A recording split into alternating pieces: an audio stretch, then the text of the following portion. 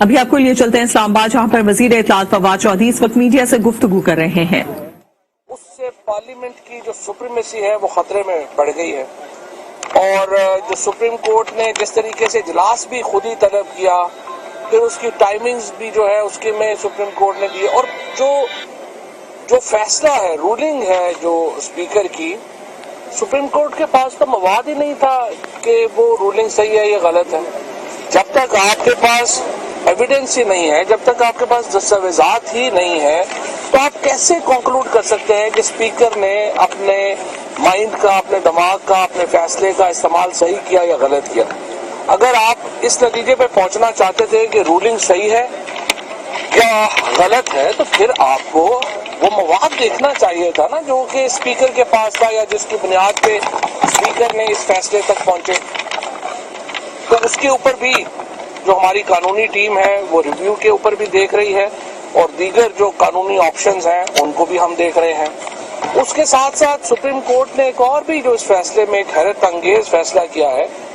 वो ये है कि उन्होंने स्पीकर को ये कहा है कि वो जो हमारे मुनहरफीन हैं वो वोट डाल सकेंगे। हालांकि वो केस तो सुना ही नहीं गया सुप्रीम कोर्ट में।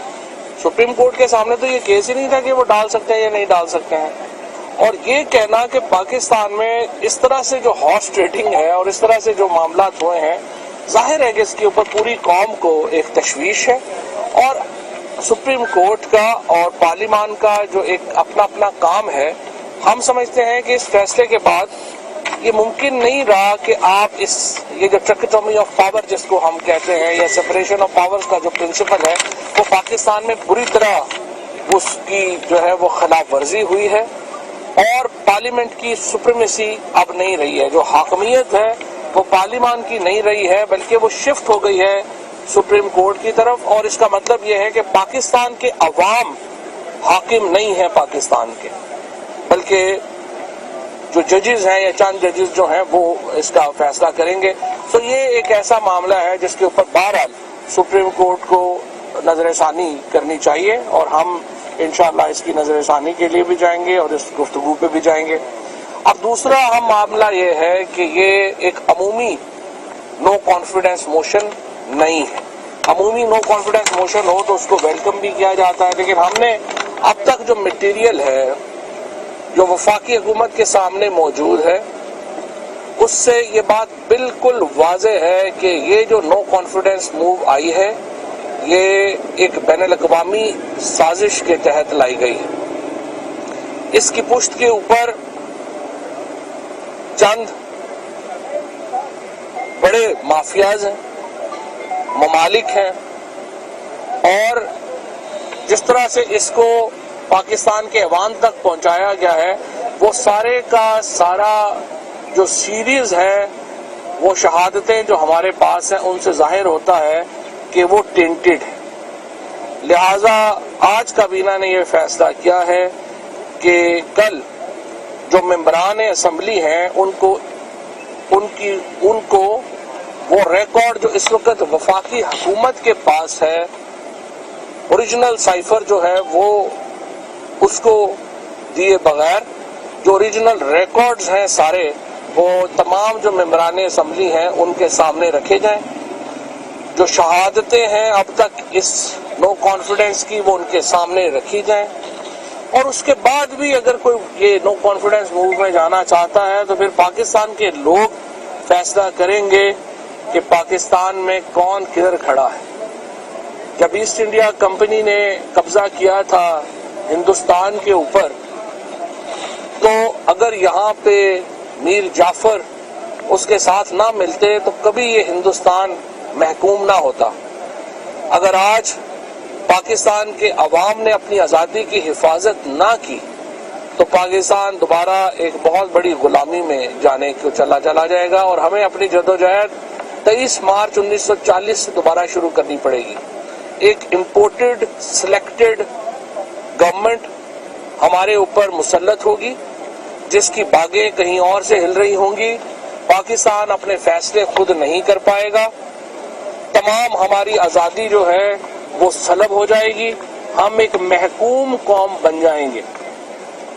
इसके साथ साथ آج کابینہ نے یہ جو ایک عالمی سازش ہے اس کو سامنے رکھتے ہوئے lieutenant general retired Tariq Khan کی سربراہی میں یہ کمیشن تشکیل دیا ہے، جس کو یہ کہا گیا ہے کہ وہ اس سارے معاملے کے پیچھے چھپے کریکٹرز کو، ان کے معاملات کو انویسٹیگیٹ کرے اور وہ قوم کے سامنے لائے جائے۔ جو ٹی او آرز رکھے گئے ہیں کمیشن کے، ان کے مطابق یہ دیکھنا ہے کہ کیا یہ جو کمیونیکے ہے، یہ جو مراسلہ ہے، یہ اس کی جیسے لیڈر آف اپوزیشن نے جب کہہ دیا کہ یہ ایگزسٹ نہیں کرتا، تو یہ امپورٹنٹ ہے کہ اس کا پتہ ہو کہ ایگزسٹ کرتا ہے یا نہیں، یہ موجود ہے یا نہیں موجود۔ پھر یہ بھی دیکھیں کہ اگر یہ مراسلہ موجود ہے تو اس کے اندر جو دھمکی ہے حکومت بدلنے کی، یعنی رجیم چینج کی جو دھمکی ہے، وہ موجود ہے یا نہیں موجود۔ پھر تیسرا اس کے اندر جو اہم سوال ہے وہ یہ ہے کہ اس کے لوکل ہینڈلرز کون تھے، یہ جو سازش ہوئی حکومت کے خلاف، اس کو آگے لے کے جانے کے لیے ہینڈلرز کون سے استعمال ہوئے۔ ظاہر ہے ساری اپوزیشن کے ایم این اے جو ہیں یا پاکستان کے ایم این اے جو ہیں وہ تو سازش میں شریک نہیں ہیں، مخصوص لوگ ہیں جن کو معلوم تھا کہ یہ سازش کہاں بنی، کیسے بنی، کہاں سے اس کو لایا گیا، اس کی تحقیقات ہونی چاہیے۔ پھر 8 سے زیادہ جو منحرفین ہیں اور باقی بھی جو 8 کو براہ راست اور باقیوں کو انڈائریکٹلی اپروچ کیا گیا نو کانفیڈنس موو کے لیے باہر کی ایک امبیسی کی طرف سے، ان کی ملاقاتوں کے ریکارڈ ہماری انٹیلیجنس ایجنسیز کے پاس موجود ہے۔ یہ کمیشن جائزہ لے کہ یہ لوگ جو ان انٹیلیجنس ایجنسیز کے ریکارڈ کے مطابق ان لوگوں سے انہوں نے ملاقاتیں کی، انہوں نے ان سے کیا گفتگو کی، انہوں نے ان سے کیا کمٹمنٹس کی، اور بالآخر یہ جو منصوبہ جس طریقے سے آگے بڑھا یہ کیسے آگے بڑھا۔ یہ وہ تفصیلات ہیں جس کا جائزہ یہ کمیشن لے گا، اور اس کمیشن کو 90 دن دیے گئے ہیں۔ اس کے ساتھ ایک اور اہم جو اس کمیشن کے ذمے اختیار دیا گیا ہے وہ یہ ہے